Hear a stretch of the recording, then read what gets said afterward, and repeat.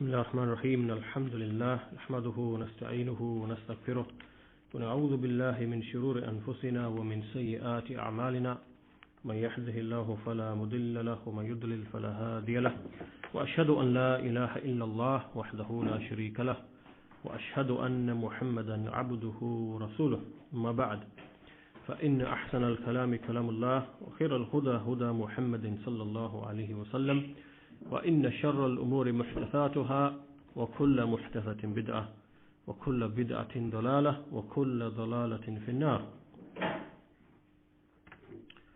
In the last lesson we started a number of statements by At-Tahawi rahimahullah, and they were the saying of At-Tahawi خلق الخلق بعلمه, that Allah subhanahu wa ta'ala, that He created the creation with His knowledge, بعلمه. And likewise, وَقَدَّرَ لَهُمْ أَقْدَارًا, that Allah decreed for them the decrees. And so in relation to these statements, just as a recap, we mentioned how with respect to the first statement, that Allah created the creation with His knowledge, خَلَقَ الْخَلْقَ بِعِلْمِهِ, we mentioned a number of issues here, and from them was the issue that we differ with the Mu'tazila. The Mu'tazila, so At-Tahawi here, his statement is taken as a refutation of the Mu'tazila, because the Mu'tazila do not affirm any attributes for Allah's essence. And so they distinguish between Allah and His attributes, and then they take a number of approaches. So either they say that Allah's attributes, like Allah's hearing and seeing and knowledge, they are the same thing as His essence. His attributes are His essence. There are no independent attributes for Allah subhanahu wa ta'ala. Or they say that Allah's attributes are other than Him, other than His essence. So in other words, Allah's knowledge, Allah's mercy, that this isn't something established with Allah as an attribute, rather it is merely just something which is found in the creation. So the mercy that is manifest in the creation, the knowledge that is known in the creation, and so on and so forth, that this is what is Allah's, this is said to be Allah's attributes, even though it is something created. And so Allah's attributes are things which are found in other than Him. And this, as we know, is batil, is false, is incorrect. And so anyway, when At-Tahawi says خَلَقَ الْخَلْقَ بِعِلْمِهِ, that He created the creation with His knowledge, this is what Ahlul Sunnah say. They say Allah with His knowledge, Allah with His mercy, Allah with His power. Whereas the Mu'tazila, what they say is Allah and His mercy. They use the particle wa. Allah wa ilmuhu, Allah wa qudratuhu, Allah, and so they distinguish. And the reason why they say that is because obviously they have this position that attributes cannot be established with Allah subhanahu wa ta'ala. And then we also spoke generally about Allah's knowledge, Allah's complete and perfect knowledge, how Allah's knowledge precedes everything, how Allah's knowledge does not have any beginning, just like Allah Himself is Al-Awwal, and likewise His attributes follow that as well. And so this was the first issue that we looked at. And then we began looking at the next statement, وَقَدَّرَ لَهُمْ أَقْدَارًا, that Allah decreed for them their decrees. He determined for them the decrees, the qadr, the aqdar, the decrees. And so with respect to that statement, we started discussing that statement, and we established that that under this statement that At-Tahawi has made, there are three issues that come under it. There are three issues.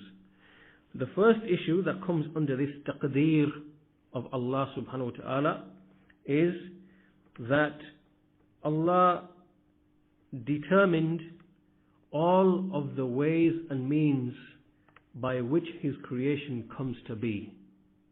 Right? And the best example to illustrate what is meant here is that how is a human produced? How does a human come to be? Allah determined for that outcome certain stages, such as, for example, the mixing of the male and female fluid, and then the lodging in the womb, and then the various stages that the embryo goes through up until you have a complete and perfect human being, right? So Allah determined these various ways and means and all these detailed ways by which things come to be. So all of this comes under the taqdeer of Allah subhanahu wa ta'ala. In other words, it's another way of saying that the various ways and means that we find in the creation on account of which things come to be or arise, then all of that comes under the taqdeer of Allah subhanahu wa ta'ala. The second thing that comes under this is the actual attributes of things and how they will be, and the instincts and the impulses of all things and the attributes of all things, like the colors of things and the hotness and the coldness of things, and likewise all of the particular details to do with life, or even those things which do not have life, like inanimate things, like we have tables and chairs that don't have life. That all of the particular details of how they will be and their states and their conditions and so on and so forth, that this also comes under the qadr or the taqdeer of Allah subhanahu wa ta'ala. And the third thing which comes under the taqdeer of Allah subhanahu wa ta'ala is the actual destination of those who are obliged to obey Allah and His messengers, whether they will be happy and pleased or whether they will be wretched, meaning that will they end up in the fire or will they end up in paradise, and will they receive guidance or will they be upon misguidance. So Allah has also included that within the taqdeer. This is within the taqdeer of all things, and so Allah has also determined that as well. And we looked at a passage in the Quran at the beginning of Surah Al-A'la, and we said that the first 3 verses of Surah Al-A'la incorporate these 3 aspects that come under the taqdeer of Allah subhanahu wa ta'ala. So if you remember, we said Sabbih isma rabbika al-a'la, glorified be your Lord, or glorified be the name of your Lord the Most High, alladhi khalaqa fasawwa. Right? So alladhi khalaqa fasawwa walladhi qaddara. Right? This part so far incorporates the first 2 parts that I mentioned, that the one who created, and then who fashioned and formed, and then who determined. Right?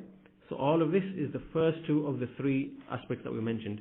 And then when he said fahada, then he guided.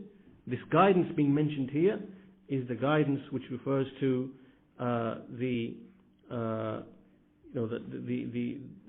guidance that he gave to whole of mankind, either to one path or to the other path, right? Either to the path of happiness or to the path of wretchedness. And it also refers to the instincts that he put within the people, the characteristics and so on and so forth. So anyway, this is what we mentioned. This is where we got in the last lesson.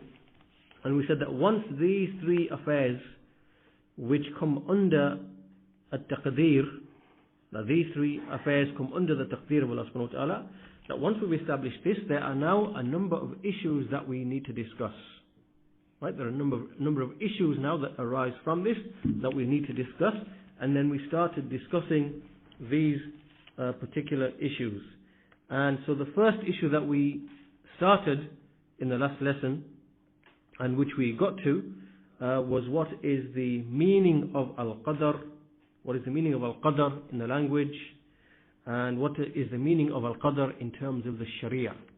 And so we briefly explained that al-qadr in the language, it basically means that to give something a form or to prepare something in a manner or in a way for which it is befitting and appropriate. Right?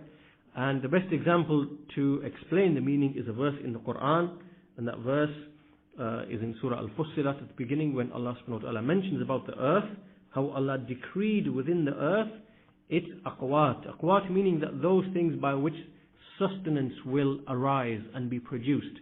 So Allah produced and put all of that within the earth in 4 days. Right? So this now is a taqdeer by Allah, that He is giving something form and a certain constitution and a form for what is appropriate and befitting In other words, that it will be appropriate and befitting for mankind to acquire their sustenance from that which Allah has decreed and put within the earth. And so this is the linguistic meaning of al-qadr, as we said, and to give something a form or a shape or to determine the nature of something, right, such that it is becomes befitting for the thing for which it is being determined. So anyway, this was the linguistic meaning. And as for the Sharia meaning of al-qadr, as we explained, that linguistic meanings are not the same as Sharia meanings, because the Sharia meanings are very specific and they go above and beyond the mere linguistic definitions. So from a Sharia point of view, when we say al-qadr, then this requires that we believe in 4 things. When we speak of al-qadr in the Sharia, then it is 4 things. The first of them is that we believe that Allah has prior knowledge of every single thing. Allah has knowledge of every single thing, of all things. Nothing escapes His knowledge, and it is prior knowledge before they actually occur and take place. The second thing is that Allah wrote that the writing of all of that knowledge in the preserved tablet, Al-Lawhul Mahfuz. Everything is written in the preserved tablet, and this is before it is created and brought into existence. And the third thing is that Allah's Mashi'ah, which is Allah's will, Allah's all-encompassing will, that it encompasses every single thing. Nothing is outside of His will, and nothing occurs except after His will, except because He has willed it to occur. And fourthly, that Allah brings into existence those things which He knows and which have been written and which He has willed. So He actually brings them into existence by creating them and making them occur and bringing them into existence. And so this is the 4th level, al-khalq, which is creation. So the first one is al-ilm, the second one knowledge, the second one is al-kitaba, which is the writing, the third one is al-mashi'ah, Allah's will, and the 4th one is al-khalq, which is the creation. And so all of these, we mentioned them just here briefly, but they will be discussed in more detail a bit later on, along with the proofs from the Quran. But here we are just making some brief points, some brief issues to do with al-qadr. So that's where we finished in the last lesson, and so we're going to continue now. Today's lesson begins from this point now. And so the second issue that we want to discuss then in relation to al-qadr and what we've said already of the 3 points that come under al-qadr is that basically when we come to discuss al-qadr, we have to be cautious and make sure that any discussion and anything that we say or speak about al-qadr, that it must be based upon the texts, right? Because this is an area in which groups went astray in the past, and in particular because the Messenger sallallahu alaihi wasallam, he said in the hadith, إِذَا ذُكِرَ الْقَدْرُ فَأَمْسِكُوا. So he said that when al-qadr is mentioned, then you should remain silent. You should remain silent. And what this means, this does not mean do not speak about al-qadr at all, because obviously we have to speak about al-qadr to the extent that we can understand it in accordance with the book and the sunnah. But what this means, what this statement means, is that you should refrain from speaking about anything or from disputing about anything with respect to al-qadr which is not indicated by the speech of Allah and His Messenger. This is what is meant by this prohibition of the Messenger sallallahu alaihi wasallam. So anything that we do not find in the speech of Allah, speech of the Messenger, then it is not allowed for us to delve into that as it relates to the issue of al-qadr. But as for what is found in the book of Allah and the Sunnah of the Messenger, then from the angle of understanding al-qadr, then as long as we remain within that context and that scope, then it is fine for us to speak and to understand. And the problem arises when we see that a person, when he begins to try to understand things with his intellect and with his reason, and so when a person starts to use his intellect and reason to try to fathom this issue of al-qadr, Allah's decree and Allah's determination of all things, then this is when a person begins to go beyond the texts, and this is where the misguidance begins to appear. And this is actually what happened with the Qadariyah, as we shall see inshallah ta'ala, that the reason why they became misguided is because they failed to grasp or failed to understand, or they relied upon their intellects in trying to understand certain affairs related to Al-Qadr. And so what were these affairs that they delved into? So the Shaykh now explains here the primary issue or topic or subject which led these people, all of these people, to err and to become misguided in the field of Al-Qadr. And it is the subject, or in fact there are a number of things. The first of them, in fact there are 2 or 3 things, but the first of those reasons, major reasons that led them, the first of those major reasons which led them to err and to fall into a mistake, is that they began to dispute and delve into the actions of Allah subhanahu wa ta'ala, and the issue of, are there reasons behind Allah's actions? This is what we call at-ta'leel. At-ta'leel. At-ta'leel means that what is the justification and the reason. This is the meaning of at-ta'leel. At-ta'leel. And so what these people began to do is that when they try to understand Allah's actions, and they try to look at the issue of, are there reasons behind Allah's actions? Are there reasons behind Allah's actions? Why did Allah do such and such? And why? This is one of the areas where they began to speak about it without knowledge and without understanding. And we see that Allah's actions are from His attributes. Allah's actions are from His attributes, and they are tied to certain reasons which are in agreement with the wisdom of Allah subhanahu wa ta'ala. So in other words, what we are saying is that there are wisdoms behind Allah's actions. There is hikmah, and there is wisdom, or there is hikam. There are wisdoms behind Allah's actions. And when a person tries to understand this subject, right? In other words, he tries to understand and try to explain and try to fathom, Allah's actions in creating what He creates and does what He does, and so on and so forth. Then a person is limited by his own, perception. He can only grasp from that what he is seeing and observing within the creation, and then from that he may try to give an explanation and say, well, this is because of that, and this is because of that, and this is because of that. And in this, he, if he's speaking outside of the book and the Sunnah, then he will fall into mistakes. He will fall into errors when he tries to explain the actions of Allah subhanahu wa ta'ala, and the wisdoms behind, or the absence or the presence of wisdom and purpose behind the actions of Allah subhanahu wa ta'ala. So this is one of the main areas that we said where, because of it, the people erred on the subject of Al-Qadr, because they began to dispute in this issue without any knowledge. And what we are speaking of here, when we speak of what at-ta'leel, which is the reason or justification, we are speaking here of what we call al-ilal. Al-ilal is the plural of illah, which simply means the cause or reason, right? And we are speaking, and basically when we speak of this, what we mean by this is that Allah's actions, we don't dispute that there are reasons and wisdoms behind them, right? So for example, is there a reason and wisdom behind Allah creating the creation? Is there? And has Allah explained that?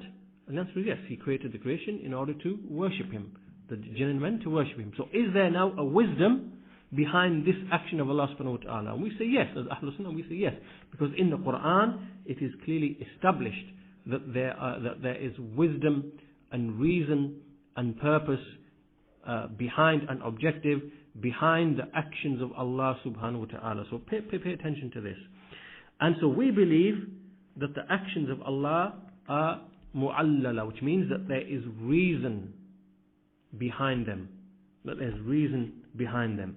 And when we look at this issue, we can look at it from 2 points of view. That in terms of what Allah creates, just the mere creation, is there reason? Are there ilal behind what Allah creates? Are there reasons and justifications behind what Allah creates? Like, for example, we might say, is there a reason and purpose behind the creation of water? Is there a reason and purpose behind the creation of fire? Is there a reason and purpose behind the creation of animals? Okay, and we say yes. Yeah, yes, because within the grand scheme of things, within the scheme of Allah's creations, everything Allah creates it fits into a particular scheme of things. It has a reason and a purpose. And we affirm that Allah indeed created it for a purpose. And Allah's action of creating it, that behind it is a reason and purpose. So we can say, for example, that yes, water has many reasons and it has many purposes, like quenching the thirst of mankind, and whatever else we can say about that. Likewise fire, likewise food, likewise so this is what we call ilal kawniyya, with these things which refer just purely to the created things, that there are reasons behind them. And likewise there are ilal, or reasons and justifications, as it relates to the Sharia as well. As it relates to the Sharia as well. So all of the Sharia rulings that we find in the Sharia, we ask the question, are there reasons behind them? Are they, the ahkam of the Sharia? And the answer to that overwhelmingly, most of the rulings of the Sharia, that yes, they have particular reasons behind them, that we can take, even though we might not know it, and even though it might not be explained necessarily in the book or the sunnah, but when we look at the rulings, the ahkam, then overwhelmingly they actually do have a reason behind them. To give you an example, when we look at the example of the prescribed punishments for example, a thief or someone who falsely accuses pious, chaste women of things they are innocent of, and there are certain prescribed punishments, is there a reason behind them? Is there a purpose behind it? Is there a wisdom behind it? Of course there is. Of course there is. And we can apply this to all the different aspects of the Sharia, even the affairs of worship, ad-du'a, as-salah, the prayer, is the hajj, and all the different details. Can we say that there is an illah, there is a reason and a justification behind it? And the answer is yes. Or even though in many cases we might not necessarily know exactly what that is, but we do affirm nevertheless that in general and overwhelmingly that all of the ahkam of Allah subhanahu wa ta'ala, that there are reasons and justifications behind that. So again, so this is the first thing. And what we mean by people falling into mistakes in these issues is when people start asking the question, okay, why has Allah made someone to be poor and someone to be rich? Alright, so now you start asking this question, try to understand with your aql. Why is so-and-so rich and why is so-and-so poor? Right? Or why has this thing been created like this and that thing been created like that? Or why, for example, why is man like the way man is and why is a woman like the way a woman is? Why? Or why has Allah legislated this and why didn't He legislate this? Right? So you can see what's going on here. Why did He make the earth like this? Or why did He make paradise like that? And why did He make? You can see all these questions that a person now is starting to ask, and is now trying to understand what is the reason and the purpose and the wisdom behind the way things are. Right? And he's trying to grasp and fathom this issue by his intellect, or he's trying to ask questions or raise doubts about why is this like this and why is like that, and then trying to bring answers for that. Do you understand? So here now, when a person starts to enter into this issue of the ta'leel, the reason and the justification behind things, right? Within, as we said, as it relates to Allah subhanahu wa ta'ala and His actions, then this now opens up the door for misguidance in the issue of Al-Qadr. This is how it actually began. This is the foundation of this whole issue. And so anyway, this is the first major thing, and in this regard we see that all of the groups who went astray, this is what they began to dispute about, Allah's will and Allah's wish, and the reason, the ta'lilat, the reasons and the purposes and the justifications behind things and the wisdoms behind things. And so this is when they went astray, and for that reason we see in a piece of poetry, Shaykh al-Islam Ibn Taymiyyah rahimahullah, he said in a book of his that relates specifically to Al-Qadr, he said, وَأَصْلُ ضَلَالِ الْخَلْقِ مِنْ كُلِّ فِرْقَةٍ هُوَ الْخَوْضُ فِي فِئْلِ الْإِلَهِ بِعِلَّةٍ فَإِنَّهُمْ لَمْ يَفْهَمُوا حِكْمَةً لَهُ فَصَارُوا عَلَى نَوْعٍ مِنَ الْجَاهِلِيَّةِ.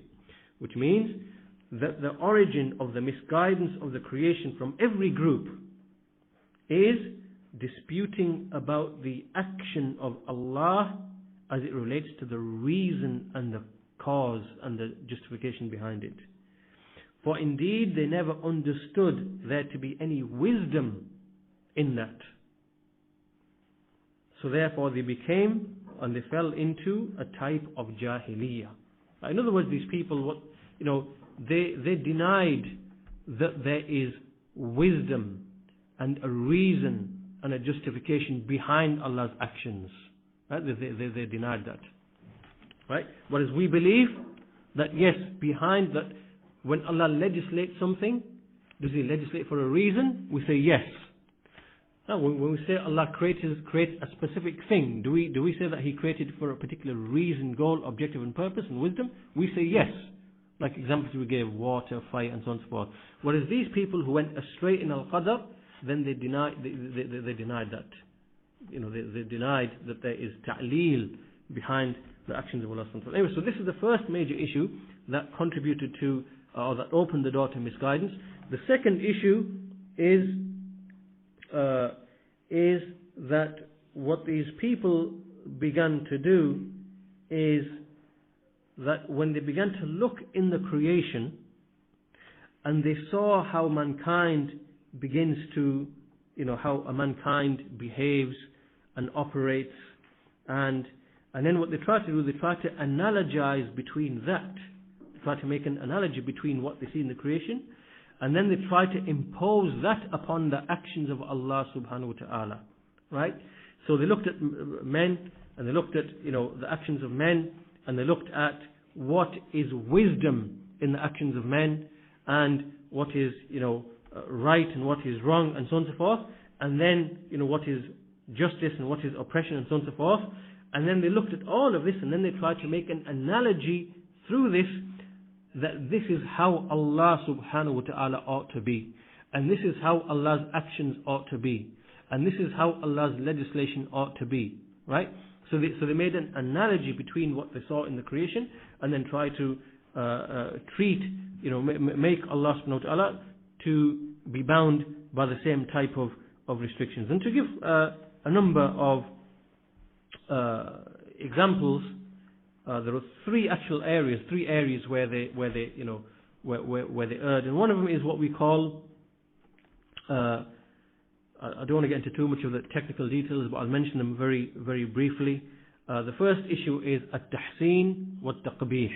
At-tahseen wa at-taqbih. This refers to how do we know that something is good and wholesome, and how do we know that something is repugnant and evil and bad, right? So the Mu'tazila said that this is known through the intellect, that the intellect decides and judges what is right and what is, what is wrong, and that the Sharia has, that the Sharia does not have any role at all, right? And so with respect to this issue, they said that whatever, in other words, what they said, that as it relates to Allah's actions, our minds will tell us whether Allah's action is hasan, good, or qabih, or wrong, or evil.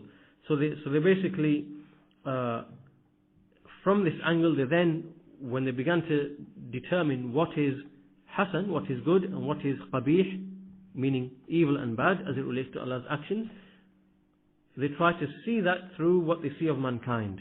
Right? Made an analogy between what they see between mankind. And from this, they began to determine that, should Allah be doing this and should Allah not be doing that? And is this binding upon Allah and is this not binding upon Allah? Right? In other words, now they began to decide what is justice as it relates to Allah's actions and what is injustice as it relates to actions. And is there a thing that Allah must do? Right? Is there something that He must do by necessity? Right? So in other words, you can see how basically what they've done is that by making this analogy from what they see amongst mankind, they've now opened up the door, began to speak about Allah and His actions and what is hasan, good, and what is evil, qabih in the Sharia, and whether Allah is obliged and obligated to do something or whether He is not obligated to do something. Right? All these issues on whether something can be said to be oppression or whether something can be said to be justice. Can you see how all these issues now, in all these issues, right, we can see that there will be misguidance because now they are using a criterion and imposing upon Allah subhanahu wa ta'ala that which they have analogized from the creation. Right? And so this was a second major reason why there was misguidance in the issue of Al-Qadr. Right? So the first one is, remember, the issue of is there wisdom, is there hikmah behind the actions of Allah?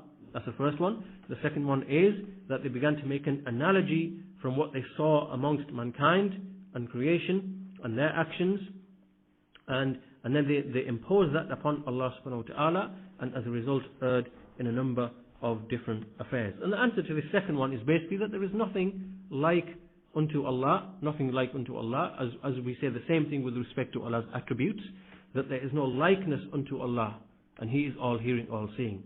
So just like we cannot analogize for Allah's attributes with the attributes of the creation, likewise we cannot analogize for Allah's actions and the reasons and the purposes and the wisdoms behind Allah's actions in the manner that we try to explain what happens in the creation. Right? So we can't make analogies in respect to this, and this is the same, we have the same principle that we apply to the issue of Allah's names and attributes. Mankind has attributes, Allah has attributes. Is there an analogy between the two? No, we don't make any analogies. Likewise, mankind has actions, he does certain actions, he has reasons, goals, objectives, motives behind his actions, purposes, wisdoms behind his actions. But does that operate in the same way as Allah's actions? And the answer is no. There's no likeness between the actions of man and the actions of Allah, and the wisdoms and the reasons behind the actions of man and the wisdoms and reasons behind the action of Allah. We don't make any likeness. But they analogized here, and they made mistakes and they went astray. And the third issue that we need to be careful of, the third issue that we need to bear in mind with respect to understanding how mistakes are made in the issue of Al-Qadr is that there were many of the scholars of Ahlul Sunnah wal Jama'ah, they spoke on the issues of Al-Qadr, and from the early scholars like Ibn Abi Dawood and Ibn al-Mubarak and others, and they also had books which they wrote, and likewise the scholars who came afterwards, they also had books and they wrote as well. And a thing that should be pointed out is that some of the scholars, in the course of refuting the doubts of the Qadariyah, then they brought certain things in, certain rational things into the discussion, which itself has no evidence from the Quran and from the Sunnah. Okay? Now, because these were prominent scholars from Ahlul Sunnah, right? Some people might have taken their statements, and because these were known to be good scholars of Ahlul Sunnah, they wrongly assumed that this issue itself is from the subject of Al-Qadr when it isn't. Do you understand? Right? So this is like a third area and a third reason through which a mistake can be made in the sense that some of the scholars, that maybe they spoke about an issue or they delved into an issue in the subject of Al-Qadr in the course of refuting or clarifying, And that issue in and of itself does not have any foundation from the speech of Allah and His Messenger. But because he is a known scholar of Ahlul Sunnah, then other people wrongly assumed that this issue is a correct and valid issue, and so they began adopting it and speaking about it. And so this is a third aspect and a third element through which mistakes are made and entered on the subject of al-qada wal-qadr. Okay, so in other words, we have to be very, very cautious, very, very clear that when we speak about al-qadr, that we stick only to the speech of Allah and His Messenger. And these three things that we've mentioned are three of the ways in which mistakes can be fallen into. And historically, this is how mistakes have been fallen into. And so, as we said, just to reiterate once again, the first one is looking at the actions of Allah, the wisdom and the purpose, and asking questions and raising questions about that. And the second one is trying to analogize between the actions of mankind and the actions of Allah subhanahu wa ta'ala, and trying to make parallels between them. And the third one here is following some of the issues that were entered into the discussion of al-qadr by some of the scholars who wrote on the subject of al-qadr, but without that really having any proof. So that's an area that we have to be careful of as well. And so this is the second issue then. This is the second issue. The first mas'ala was, what is the definition of al-qadr? Linguistically and in the Sharia. Second issue is being cautious about speaking about al-qadr and being aware of these three areas. The third issue we come to now is, what are the various groups and the sects which emerged and went astray on the subject of al-qadr? And the answer to that, and this is the third issue that we're discussing, which is that basically we have three categories. The first of them are those which we call al-qadariyya, and the second of them are what we call al-jabariyya, and the third of them is Ahlul Sunnati wal Jama'ah. But as for, obviously, Ahlul Sunnati wal Jama'ah are only one group, because they are united in the creed. But as for the Qadariyya and the Jabariyya, then amongst them there are factions. So we will further subdivide the first two groups into further groups. So the first of them, Al-Qadariyya. When we look at the Qadariyya, we see that amongst them are those who are the extremists. Amongst them are those who are moderate, and amongst them are those who have like a light form of not so extreme type of al-qadr. So who are they? First of all, the extremists from the Qadariyya. The Qadariyya are the ones who deny al-qadr. And so the extremists amongst them are those who deny Allah's prior knowledge. So they deny that Allah has prior knowledge of events. And obviously this contradicts our belief, because we believe Allah's knowledge encompasses every single thing, and He knows every single thing before it even occurs, and before He brings it into creation. So His knowledge is all inclusive, and it encompasses every single thing. Nothing escapes His knowledge. But this group of the Qadariyya, the extremists, then they denied Allah's prior knowledge of events, and they are the extremists. And amongst them are then who affirmed Allah's prior knowledge, but they denied His will. That they denied that His will, His Mashi'a, is operative in the creation, in the sense that the actions of mankind occur by His will. Right? So they denied Allah's will is operative as it relates to the actions of men. Right?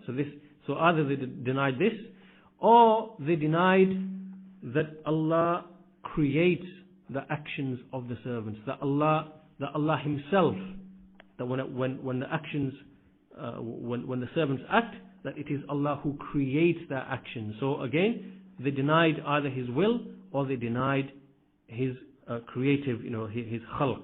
And again, the reason for this is because they did not grasp and understand the subject of al-adl, of justice, because they felt that that a man cannot be responsible for his actions if Allah was willing and creating those actions for him. You understand? And so they became misguided in this issue, and so they began to make man the chooser and the creator of his own actions independently from Allah's will and from Allah's creative power. Right? For that reason, and in this they are mistaken and in error. But these people are what we call, they are not the extremist amongst the Qadariyah, but they are the in-between, the middle, the Qadariyah. And so this is the groups of the Qadariyah. There are those who negated knowledge, there are those who negated Allah's will, and there are those who negated Allah's creative power. And as for the Jabariyah,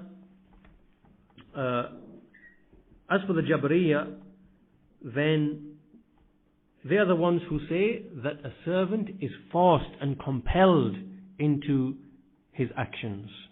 He's forced and compelled. And again, amongst them are the extremists. And from those extremists amongst the Jabariyah are the Jahmiyyah and the extremist Sufis. The Jahmiyyah and the extremist Sufis. Because they basically held the view that a man is basically like you have a plant in the wind, or like you have a string that's tied to a tree or a piece of leather, and it just gets blown by the wind. It doesn't have any will or choice of its own. It just gets tossed in whatever direction, and it has no independent choice of its own. And so this is how they treated man. That man is just simply someone who is forced and compelled into his actions. And so this is the extremist view amongst the Jabariyah.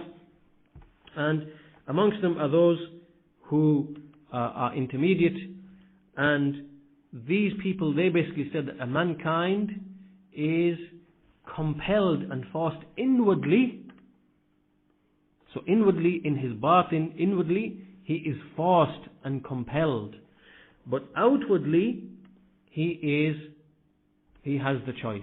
Now this obviously seems like a very contradictory type of stance, and this view is taken by the Maturidiyya and the Ash'ariyya, and in reality, upon investigation, we find that they are no different in reality to denying choice and will from mankind altogether. Really, it is jabr. It is the same as saying that mankind is completely forced and compelled in his actions. But what they try to do is try to find a middle ground, just by playing with words and playing with definitions, like al-kasb. Al-kasb, they invented this term to mean that mankind, he earns his actions. They try to play around with terms and definitions and say that man is just simply like a repository where actions are performed. And actions are performed not by his choice, although he himself earns them and they are credited to him, whether they are evil or whether they are good.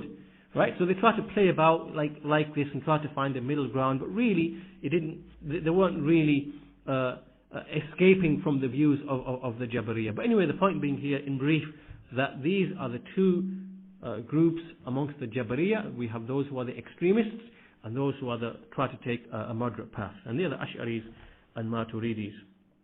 And so these are the various groups and the various sects.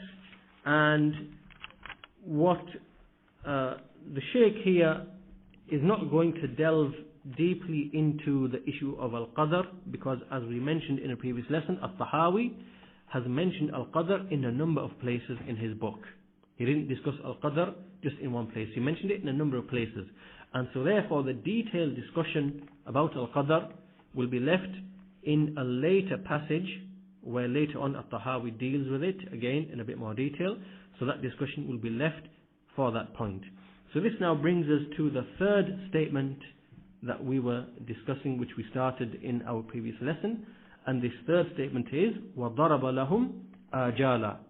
وَضَرَبَ لَهُمْ آجَالًا, that Allah decreed for them or set for them an appointed fixed time. An appointed fixed time, meaning for mankind, that He appointed for them an appointed fixed time. Ajal. And so inshallah now we will discuss this particular statement. So the word ajal is the plural of ajal, and ajal literally means an appointed, fixed, determined time. An appointed, fixed, determined time. And so we see that Allah subhanahu wa ta'ala in the statement that At-Tahawi has mentioned, وَضَرَبَ لَهُمْ آجَالًا, that for every single thing Allah has made an appointed, fixed duration or a period or a time. And what it means is that the heavens and the earth have an appointed, fixed time at which they will come to an end. Right? And the same for every single thing in the creation. Allah has made for every single thing an ajal. And there are some things which only Allah subhanahu wa ta'ala knows when their ajal is, when their appointed fixed time is, and none of the servants know that. And there are other things which never have, which do not have any end at all. Well, like for example, paradise does not have any end at all because it is eternal. Allah created it to be eternal. But there are other things which have an ajal, have an appointed fixed time.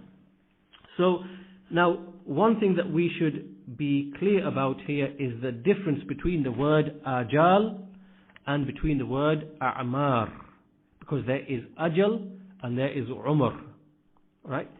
Ajal, which we mean by an appointed fixed time, and umr means a lifespan of an individual. And there is a difference between these two words, and we should not confuse between these two words. And this is what we will explain next. Basically, when we see in the Quran, we find that Allah has distinguished between these two things in the Quran. And the proof of that is that when Allah spoke of an ajal meaning the appointed fixed time at which the end of something has come. Allah subhanahu wa ta'ala, He says in the Quran, فَإِذَا جَاءَ أَجَلُهُمْ لَا يَسْتَأْخِرُونَ سَاعَةً وَلَا يَسْتَقْدِمُونَ. Allah says in Surah Yunus, Surah 10, verse 49, that when their ajal, meaning when their appointed fixed time comes, they will not be able to delay it even for an hour, and nor will they be able to bring it forward. And likewise Allah says in Surah Yunus, again the same verse, وَلِكُلِّ أُمَّةٍ أَجَلٍ, that every single nation has an appointed fixed time. Meaning that every nation, that it is an appointed fixed time at which it will come to an end and perish. And so again, we see that here, that the ajal, the appointed fixed time, is something that can never ever be moved forward, nor can it be moved backward. It never ever changes.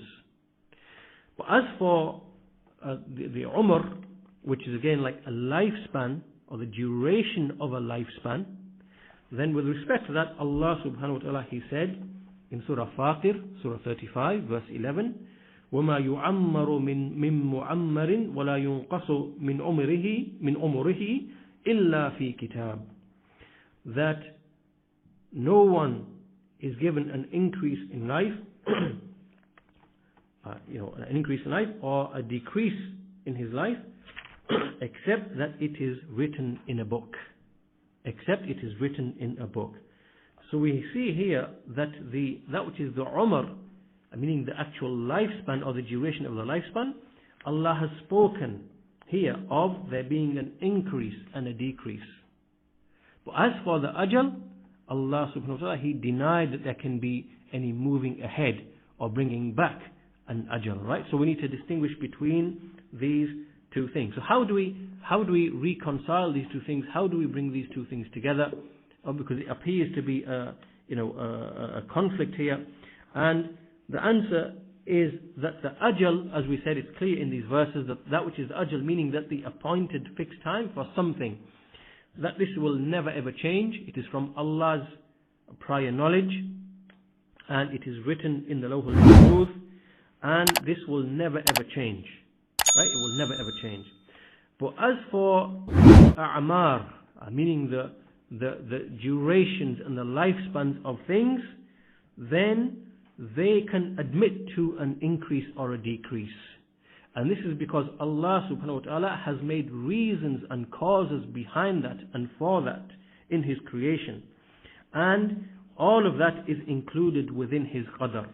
And so we see a proof for this in the Quran is the verse in Surah Ar-Ra'd, Surah 13, verse 39, when Allah says, يَمْحُ اللَّهُ مَا يَشَاءُ وَيُثْبِتُ وَعِنْدَهُ أُمُّ الْكِتَابِ. That Allah, He erases and removes whatever He wishes, whatever He wills, and He corroborates and affirms what He wishes. And with Him is the mother of the book. Now what this verse means, we shall explain inshallah now, because this verse helps us to understand the difference between ajal and between umar, right? Between the appointed fixed time and between the duration of the lifespan. And so what this means is that the ajal, that the appointed fixed time, is whatever is written in the Lawh al-Mahfuz about, any particular nation or the ending of a life of somebody, and basically whatever is in Allah's knowledge of the appointed fixed times for every single thing for it to occur, and when it will occur at its appointed fixed time. So nothing will ever change. Right? So in Allah's knowledge that a particular leaf will fall at a particular time, that is its ajal. Right? It will never ever change, because nothing in the Lawh al-Mahfuz is subject to change. In the preserved tablet, nothing is subject to change. Why? Because it is from Allah's knowledge. And nothing in Allah's knowledge, Allah's knowledge is complete and perfect, and nothing, is subject to, is omitted from Allah's knowledge. And so, but we make a distinction between that and between some of the other types of taqdeer. Because this taqdeer is the foundational taqdeer for every single thing. That meaning that which is in Allah's knowledge, that which is written down. And this is what is referred to in the statement of the Messenger sallallahu alaihi wasallam, that Allah decreed the decrees of all of creation before He created the heavens and the earth by 50,000 years. Right? So that taqdeer is the overall, all-encompassing, foundational taqdeer for every single thing. It never ever changes. It is never ever subject to change. And this is the taqdeer al-aam, the general taqdeer, and this is what is in the Lawh al-Mahfuz. However, there is other types of taqdeer which we call the taqdeer khas, the specific type of taqdeer. And this type of taqdeer, there are it varies. So from it is, for example, the taqdeer that takes place in the womb of when a person is in the womb of his mother, then at that stage there is a taqdeer which the angels write down. That's in the scrolls of the angels, right? And likewise there is the taqdeer, the yearly taqdeer, which takes place on Laylatul Qadr. So the taqdeer is written, right, for the following year. That's another type of taqdeer which is khas. And likewise there is the taqdeer which is yawmi, which is the daily taqdeer, right? Now all of these taqdeer, there's different types of taqdeer, but the taqdeer which is subject to change, which can be changed, right, is what is written in the scrolls of the angels. Meaning that when the angels are ordered to write down in the womb of an individual that what will be, the four things that I mentioned, not the four things, but from the things which he is ordered to write is like his lifespan, right? And so that is subject to change. And so this is what is being referred to in the saying of Allah subhanahu wa ta'ala when He said that no one is given an increase, وَمَا يُعَمَّرُ مِن مُعَمَّرٍ وَلَا يُنْقَصُ مِنْ عُمُرِهِ إِلَّا فِي كِتَابٍ. that no one is given an increase in his life or a decrease in his life except that it is in a book, right? So what this is referring to is that even though what the angels write down as part of the taqdeer of that individual, it might be a certain thing, right? So it might not be actually the actual thing that happens, because the actual thing that happens, it is in the Lawhul Mahfuz. So any increase in that person's lifespan from what is written in the scrolls of the angels, or any decrease in the lifespan of that person from what is written in the angels, that itself is written in the Lawhul Mahfuz. And this is what this verse is referring to. This proves that a person's lifespan can be subject to increase and decrease from what is written in the scrolls of the angels. And for this there are certain ways and means and asbab that Allah has put in the creation to allow for that increase and decrease, right?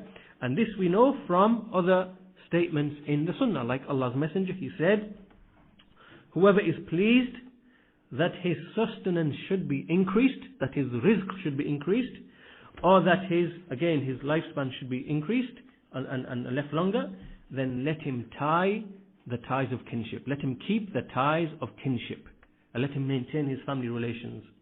And likewise, in another hadith, the Messenger said, وَلَا يَزِيدُ الْعُمْرِ إِلَّا الْبِرِّ, that nothing increases the lifespan except for righteousness. So this proves that Allah subhanahu wa ta'ala has placed asbab, meaning ways and means and things by which if a person was to implement them, then there will be an increase in his lifespan, an increase above and beyond what is written in the scrolls of the angels. But as for what is written in the Lawhul Mahfuz, then obviously that can never ever change, right? And as for any increase and decrease that is decreed to occur in his lifespan, that also is in the Lawhul Mahfuz. Now you understand, right? So in the angel scrolls, it might say that a person's life, his ajal, his life is such and such. Not his ajal, but his umr is such and such, right? Yet in the Lawhul Mahfuz, it may be there that his lifespan will increase by such and such amount, right? So that increase is itself written in the Lawhul Mahfuz, and the Lawhul Mahfuz is the absolute knowledge and information of every single thing to occur in all its detail, right? So this is how we reconcile between the verses that speak of the ajal, the prescribed appointed time. So when your time comes to die, as it relates to the Lawhul Mahfuz, that will never move forward, nor will it move back. You will die at that particular point in time, exactly as it is known in Allah's knowledge and written in the Lawhul Mahfuz. That will never ever change. That will never ever change. But as for your lifespan, that it may have increased and it may have decreased from what is in the scrolls of the angels, right?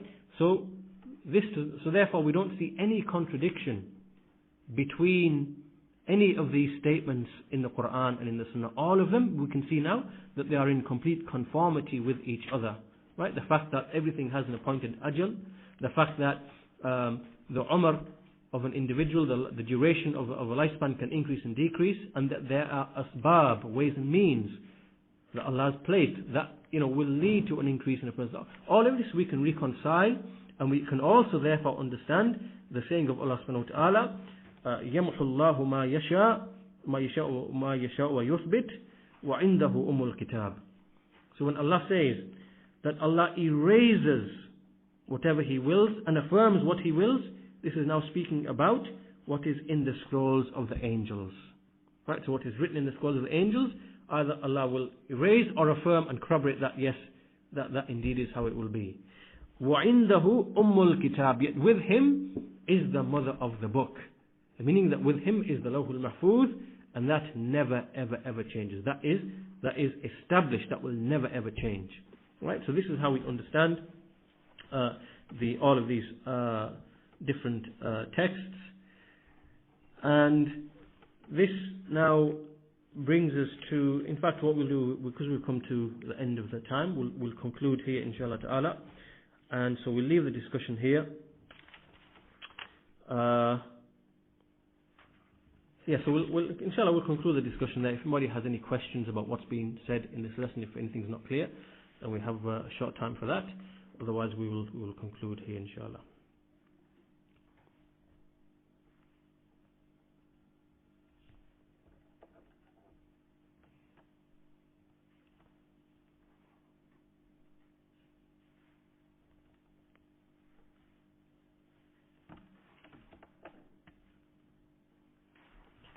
Okay, so no questions, then we will conclude the lesson here today. سبحانك اللهم وبحمدك أشهد أن لا إله إلا أنت وأستغفرك وأتوب إليك. And as for the lesson next week, I'm not sure about whether that will take place. So if you just keep a check on your email, or I'm sure there will be a reminder notice sent out if there will be a lesson. So there may be a lesson next week, and in 2 weeks' time there will not be a lesson. So in 2 weeks there won't be a lesson. Next week there may be a lesson. But just again check the website and the email. But after that, inshallah, we will continue. Hopefully, it's Ramadan. So in Ramadan, we may probably just have just general lessons. So we'll discontinue the lessons on this book up until after Ramadan, inshallah ta'ala. But in Ramadan, we may have just some general lessons to do with Ramadan and things of that nature. So